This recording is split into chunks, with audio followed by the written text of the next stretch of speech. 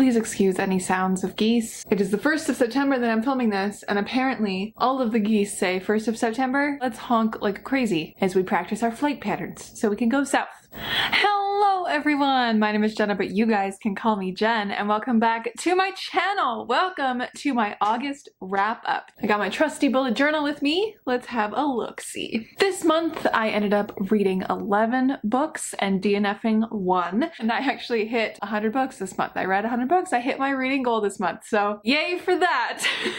And also I've been noticing this second half of the year since I started this bullet journal, August and September, I actually have had a better time with my books. I noticed that like beginning of the year I wasn't finding really any 5 stars. I wasn't finding any new favorites. All the books that I was reading were just kind of meh. And I was wondering if that was regarding my rating system, because I switched over to like rating via Cawpile, which is the G from Book Roast, her rating system that she has created and done many videos on. But I think it's because I'm being more critical of my books. I'm not just rating them right away. I'm letting them sit. I'm letting my feelings really kind of percolate, and I'm doing a lot of more critical thinking regarding the books that I read instead of just being like, oh my god, I love this, 5 stars. You know, 5 stars are reserved for favorites. But this month I didn't read anything lower than a 3.5 star, which is pretty great. Let's get into my little bit of stats page here. So speaking of stars, I read 2 3.5 stars, 1 4 star, and then I read 5 4.5 stars and 3 5 stars this month, which is awesome. And then for a year in genres, or categories, I guess you should say, I read 4 YA fantasy, I read 3 regular fantasy, I read 1 sci-fi, 2 middle grades, and 1 YA like fiction. In this case, it's a mystery book. Let's dive into this. So the first book that I ended up finishing in the month of August was The Black God's Drums by Pete J. Lee Clark. This I ended up giving 4.5 stars. I really liked this novella. It is extremely well done, and I was so surprised at how wonderful the story was in such a tiny little compact novella. Like, it never fails to just completely blow me away at how amazing novellas can be when an author knows what they're doing. Like, you get this tiny little slice of a story, yet you get so much action and so much character and so much world, and that's what you get in this one. So this is set in a New Orleans, almost in a Victorian era, I want to say. Like, it's interesting because it's set in a fantastical past, and we have like sky ships and gods that like walk among the people, and it's very good, and that's all I'm going to tell you because this is great, and I think everybody should go read it. Next up, I read Realm Breaker by Victoria Aveyard, and this was my first 5 star of the month. I absolutely adored this book. This is everything I want and more in a YA fantasy book. Holy jeez. Oh, it was so good. So this is a like high fantasy YA book, and I think that is such a beautiful combination of words to be able to say, because a lot of YA books, you get the typical, like, you get really tropey, you get kind of like almost a mix between the style of like an urban fantasy but can be in a different world, like the Shadowhunters, for example, are in our world, and like things like Legendborn in our world. But then you have other fantasies that do tend to be in different worlds. I can't think of any off the top of my head. Oh, An Ember in the Ashes, for example. But they do kind of fall into line with normal fantasy books that you read, especially YA fantasy. They all kind of have a similar flavor to each other. You know what I mean? This one steps up and above it, and I love this. High fantasy is my favorite thing in this entire world. Anyways, I don't even know how to describe this. So this follows a band of people. It's basically, I know Victoria Aveyard has once said that this is what happens if the Fellowship of the Ring failed the first time. So it follows a like B-team savior squad trying to save the world after like the first savior team very much failed. And it follows a girl who is the daughter of a pirate captain who has not been allowed to really like do what she wants and live her life. She wants adventure, and that's kind of where our typical YA thing comes in. Like, it's a 17-year-old girl, she wants adventure, she wants change, she doesn't like what her mom's been putting her in, but then everything else is totally different. So she's approached by a immortal guy named Omacreon, and he basically is like, yo, know, you have the spindle blood, you have to help us, that kind of thing, chosen one trope. But it's not like a chosen one. It is a band of people who were not chosen to save the world originally, but they have to in this way. They have to try at least. And it follows like an assassin and then a mad witch and a knight in training and the immortal. It's just so good. I love this book so much, and it's delicious. You can feel how massive it is, and you can feel all of the political movements, and oh, it's so good. I loved this so much. If you didn't tell, if you couldn't tell. I'm so excited for the second one, which is coming out next year. I wish I had it now to read it now, but I'll have to wait until next year, and I'm very, very excited. Next, I'm going to talk about the Trials of Apollo, because I ended up finishing my read through this month. If you guys didn't see my Trials of Apollo reading vlog, go watch it. It is very spoiler filled, so I will warn you about that, but I would really appreciate you guys going to watch that because it's one of my favorite videos, as is most of my Rick Riordan reading vlogs. They just end up being some of my favorite videos on my channel because it's like such an experience to read through these series, especially rereading Percy Jackson or reading The Heroes of Olympus for the first time, or in this case, reading The Trials of Apollo for the first time and officially finishing the Riordan-verse books, or the Percy Jackson universe books specifically. I have yet to finish the Kane Chronicles and Magnus Chase, but oh man, these books were so good. All right, so book 4 I gave 4.5 stars, and book 5 I gave 5 stars, but in like retrospect, both of these are 5-star books because The Tyrant's Tomb, which is book 4, is my favorite of the series, and then Tower of Nero comes in at a very, very close second. I love these books so much, and I really can't say anything about them because they are book 4 and 5 of a series that is a third installment in the same world, so like the spoilers are rampant. But I loved these, and I didn't know what to do for a few days after finishing that series because God, that was my favorite. I was so good. It was such a journey. And then I read a lovely little middle grade called Wilderlore, or The Accidental Apprentice, by Amanda Foody, who is a YA author. I believe she wrote like Ace of Spades and stuff like that. A pretty well-known, sort of well-known YA series, but this was lovely. I ended up giving this one 4.5 stars. It was so enjoyable and so fun. I read this specifically because this and another middle grade that I'll talk about later, because I was looking for a comparison or a comp for my own middle grade that I am writing, and I am, as you guys know, or if you're new here, hi, hello, I also write books and I'm trying to become a published author, but I'm trying to also query my middle grade this fall. This was my first read for that endeavor, and I think this does work in some ways. It's not a perfect comp, but it is close. But I really like this story. So it follows a young orphan boy who is living in a really rules-rigid society, and he doesn't quite fit in, even though he desperately wants to. One day he goes into a not allowed place, a forbidden place, that's what it's called, and in that forbidden place he gets touched by magic, and he ends up getting a beast tattoo that houses a really dangerous beast, and he then has to basically go back into this forest and team up with a girl there that he doesn't like and become part of a world that he doesn't want to be part of. And kind of his goal is to get rid of the beast mark so that he can go back to his old life. But it was so good, and it was just such a beautiful little story about finding a place that you belong, and I love that so much. And you guys know I love my magical forest. So next up, I read my friend's book club pick for this past month, and that was Pride and Premeditation by Tears of Price. This one was really fun. I love it. I think it's my first Pride and Prejudice retelling kind of read.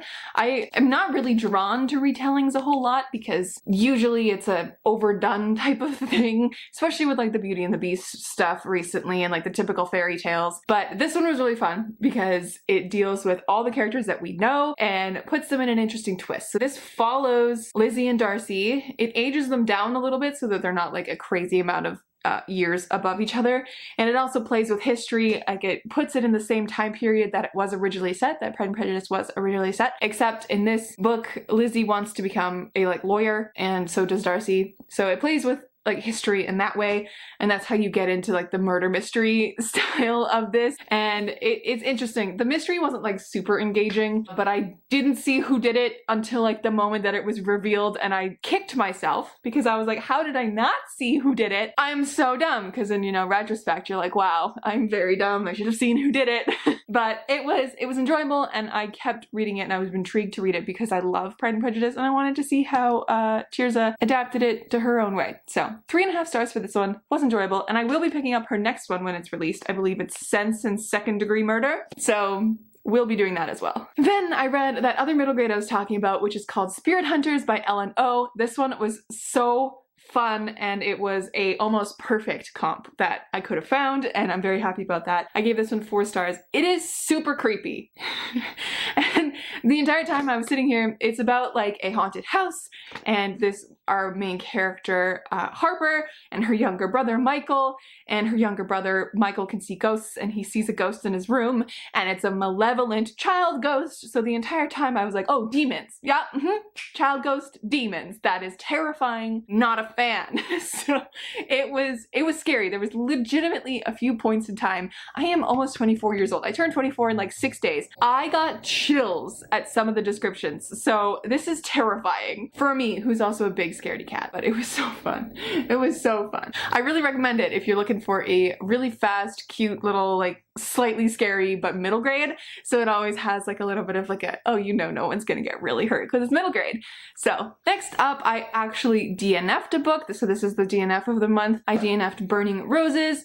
This is a novella, like a fantasy novella, and I have come to realize that listening to like high fantasy storytelling type novellas is probably not the way to go, because I got about like 75% of the way through this and I was like, this is boring and I have no idea what's going on. So I DNF'd it because I was like, I'll just listen to a different audiobook, and I did. So that's my reasoning. I just wasn't into it. So we got 4 books left to talk about in this video.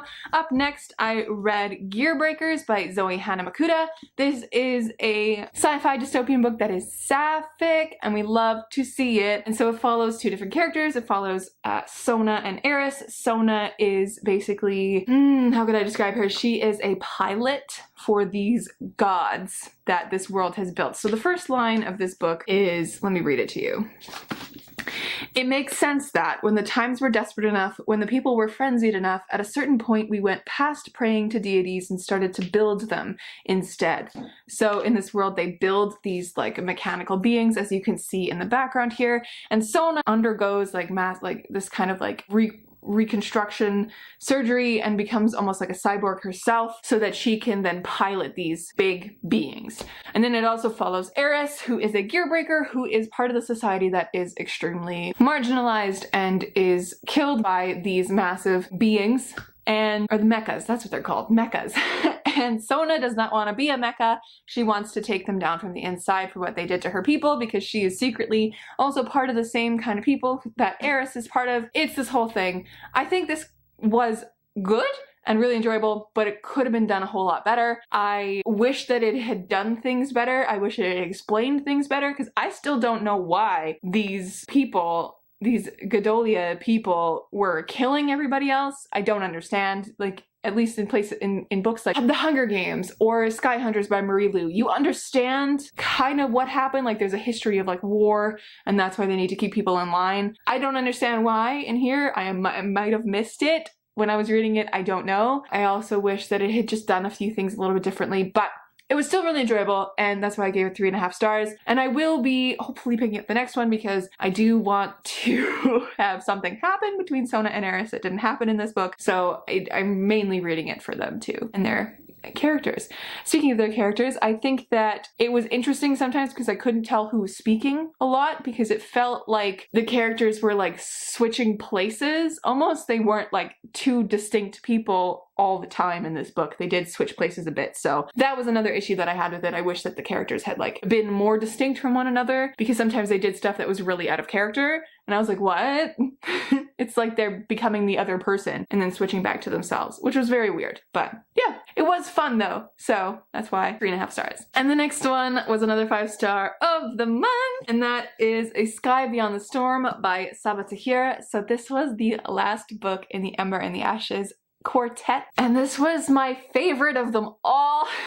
I love that series so much, and I cannot believe I finally finished it. I didn't realize that I was going to pick this up this month, but the audiobook came through on Libby, and I was like, great, let's do it, let's read it, and I did, and I loved it, and it was so good, and it broke my heart in pieces. But this is how you end a book series. I have not come across a book series that ended it this well since like forever ago. The only other one that I can think of that ended really satisfyingly was the Trials of Apollo, the Tower of Nero. Like, this just really did it. This did it. This gave me what I wanted, and it gave me what I didn't want to, heartbreak and sadness, but it settled the characters in a way that I was like, yes, this is how you finish a damn series. 5 stars across the board. This was so good. I really recommend the audiobooks because it just flows so well. Woo! It was so good. And I can't even say anything about it because it is the last book in the series, but the Ember and the Ashes series is so good. Like, Romanesque, Spartan, Middle Eastern inspired with a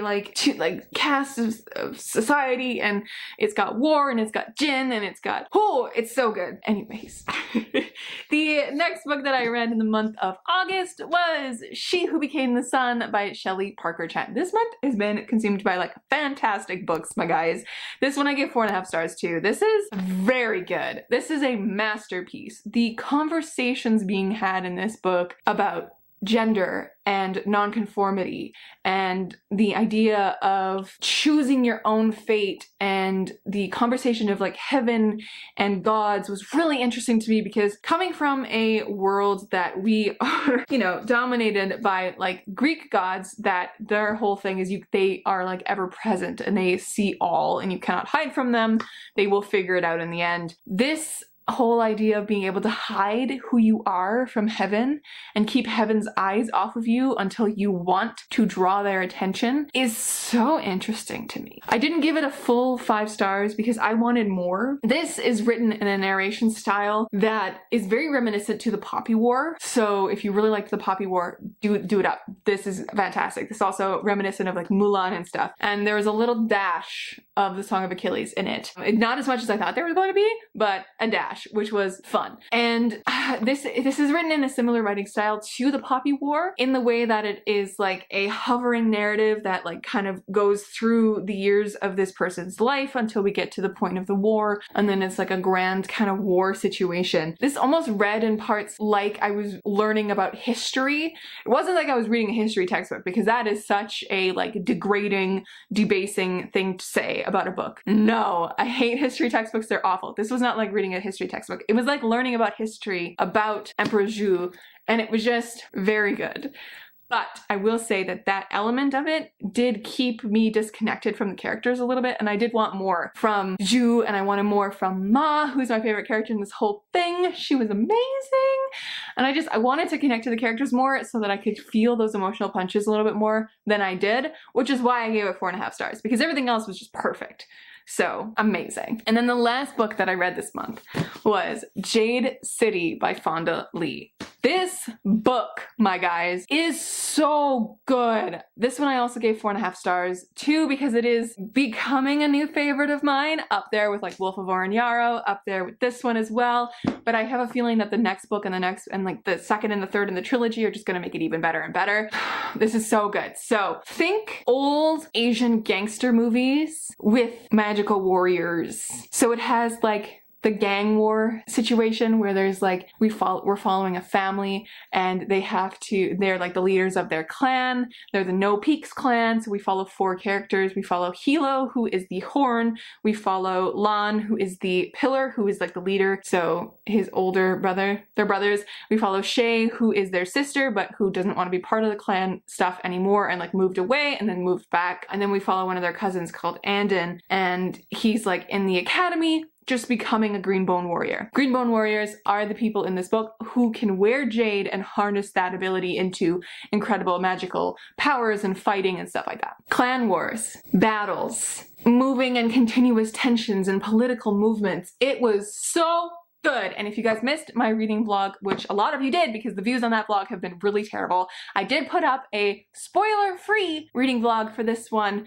because this one also won my try a chapter tag video that I did right before that. So it's like a two-parter. You guys should go watch that if you haven't yet because I would really appreciate it. And I loved this book and it was super fun to go through it and experience it and also like record my reactions but without being spoilery. So I can't wait to get to the second book. I can't wait to get to the third book that's coming out this year. Oh, this is fantastic. Fantastic. Super dark, super gritty, so good. And the ability to surprise me in books is something that I always say is really hard to do because I've studied story structure enough that I expect and see things in the way that stories move. This did that twice. It surprised me with something twice. Fonda Lee really went, all right, we're gonna up the stakes. Let's go. And I was like, yes. Oh my God, this is so good. So good, you guys. Anyways, my friends, thank you so much for watching. That is all that I read in the month of August. Up next is September. It's my birthday month. It's the month where everything kicks back into gear. Things are happening, my friends, and the world keeps turning, I guess. That's a weird thing to say. This next month, I got some big reading plans, mainly just reading a lot of my epic fantasies because I'm on a kick from